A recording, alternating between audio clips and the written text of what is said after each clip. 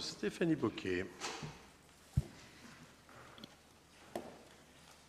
Oui, Monsieur le Président, Madame la Vice-présidente. Par cette délibération, vous nous proposez de voter le bilan d'exécution 2021 et l'avenant 2022 pour l'engagement de notre collectivité dans la stratégie nationale de prévention et protection de l'enfance. Dont acte. Un travail conséquent a été effectué par les services du département en lien avec les partenaires des territoires sur cette thématique ô combien essentielle pour les nordistes.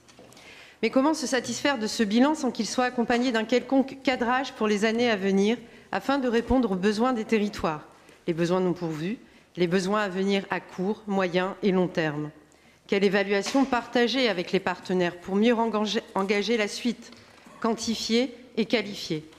Et bien sûr, aller au-delà du plan d'action pour la protection de l'enfance, annoncé avant l'été par une communication institutionnelle au travers de 10 actions, dont la création de 450 places d'accueil supplémentaires d'hébergement, le recrutement de travailleurs sociaux enfance comme vu tout à l'heure, création de postes qui vont dans le bon sens, nous tenons à le souligner.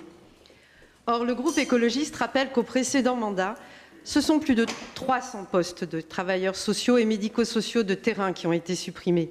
C'est l'arrêt des financements de nombreux clubs de prévention. Et ce sont 700 places en foyer de l'enfance qui ont été supprimées.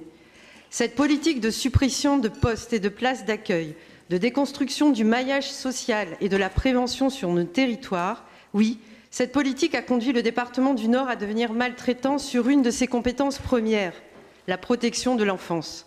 Aussi, nous attendons mieux de l'exécutif qu'un plan d'action propulsé via une communication institutionnelle, un plan d'action mis en place au travers de délibérations par-ci, par-là, sans donner une vision stratégique, avec une délibération cadre qui serait débattue en conseil départemental.